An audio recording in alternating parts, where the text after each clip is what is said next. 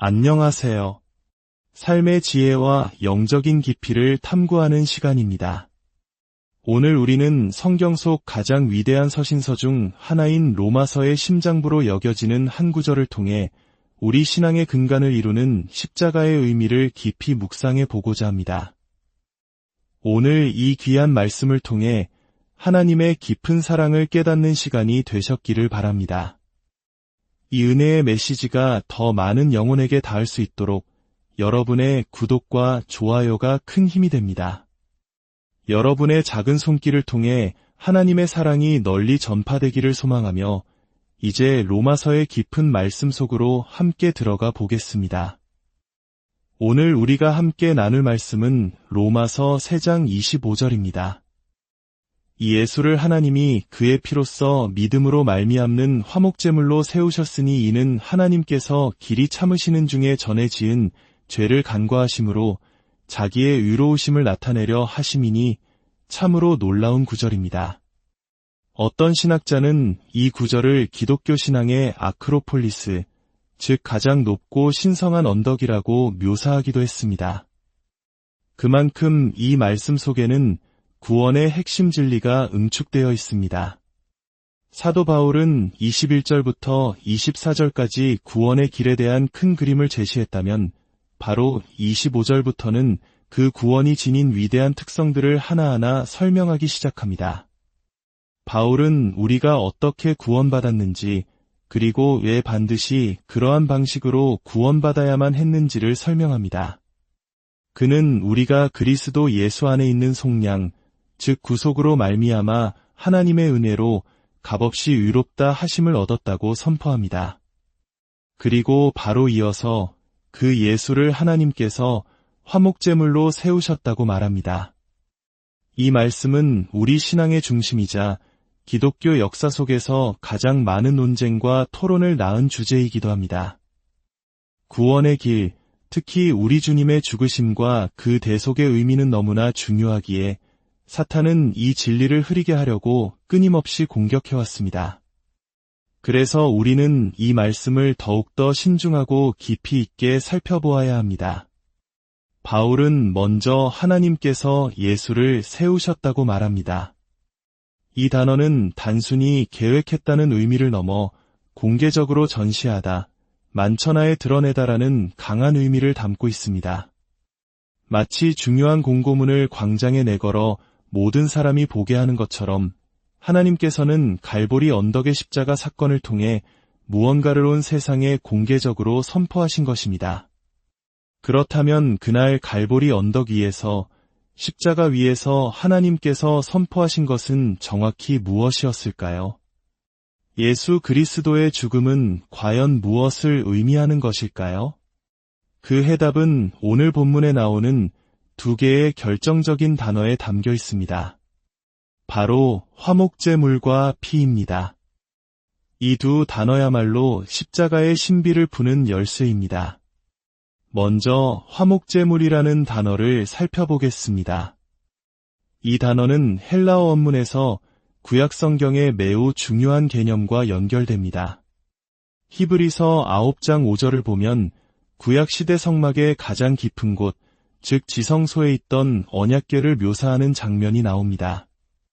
그 언약궤의 뚜껑을 속죄소 혹은 시은자라고 부르는데 바로 이 속죄소를 가리키는 단어가 오늘 본문이 화목제물과 같은 뿌리에서 나온 단어입니다. 구약 시대의 속죄소는 어떤 곳이었습니까? 그곳은 하나님의 임재가 머무는 가장 거룩한 장소였습니다. 1년에 단 한 번 대속죄일에 대제사장만이 그곳에 들어갈 수 있었습니다. 그는 백성의 죄를 대신하여 희생된 동물의 피를 가지고 들어가 그 피를 속죄소 위에 뿌렸습니다. 이 행위는 죄를 용서받고 하나님과의 깨어진 관계를 회복하는 유일한 방법이었습니다. 속죄소 아래 언약궤 안에는 하나님의 율법이 담긴 돌판이 있었습니다. 이는 인간이 지켜야 할 하나님의 거룩한 법을 상징합니다. 그리고 그 위를 덮고 있는 속죄소는 하나님의 공의로운 심판이 아니라 은혜와 자비가 베풀어지는 장소였습니다.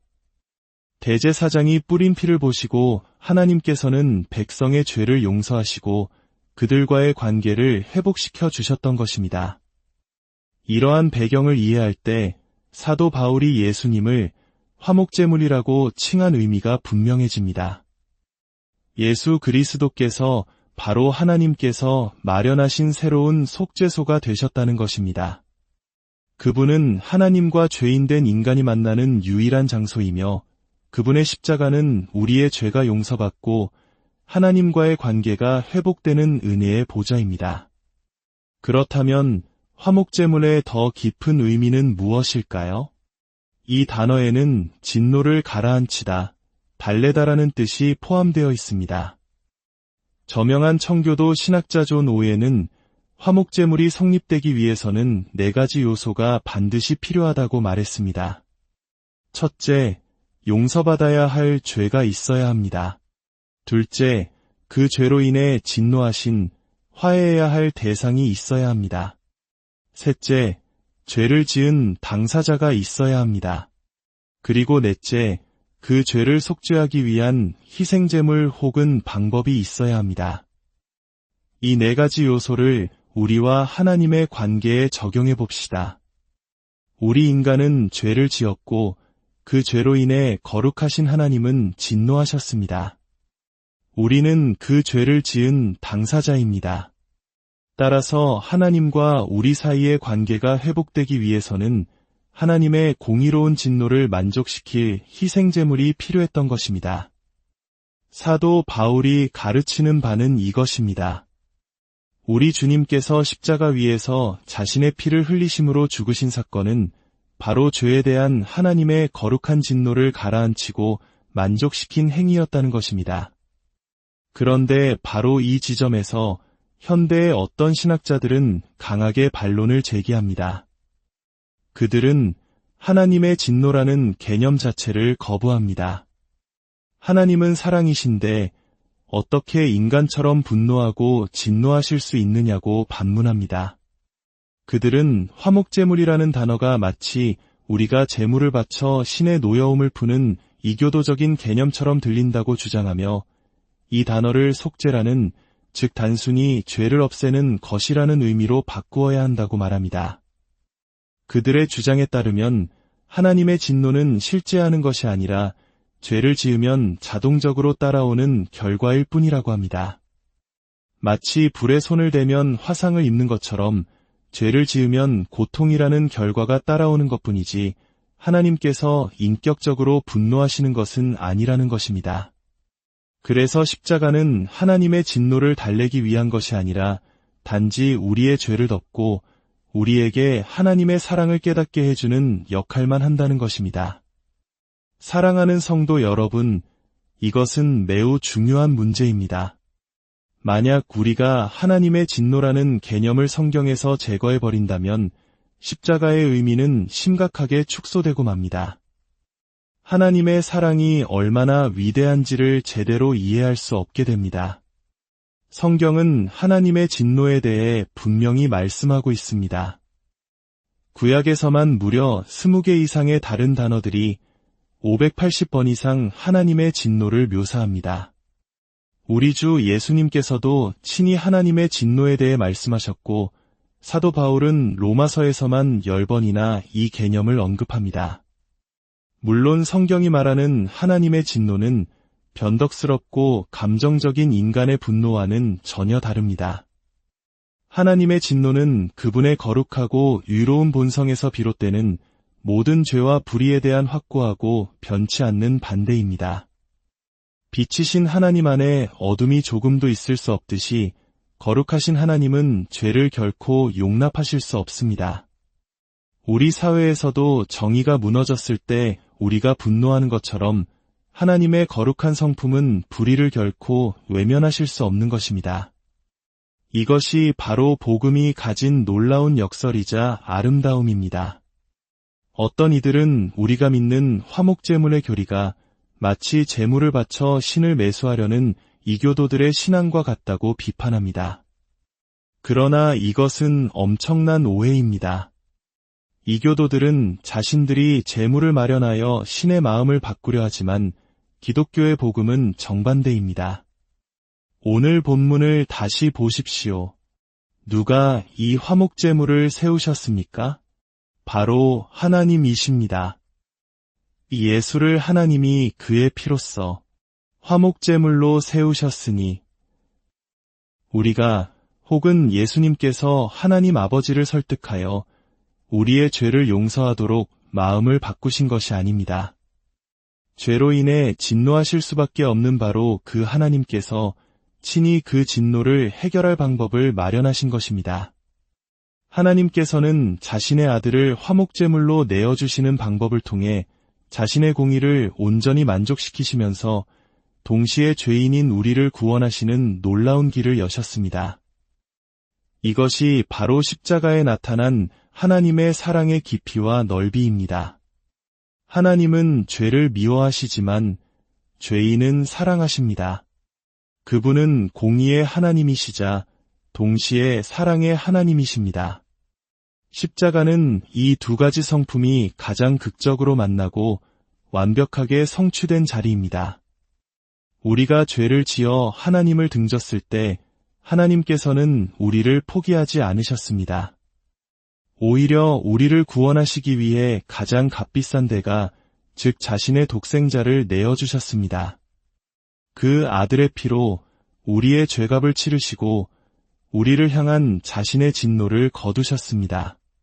그리고 이제 누구든지 그 예수를 믿기만 하면 하나님과 화목하게 되어 그분의 자녀가 되는 길을 열어주셨습니다.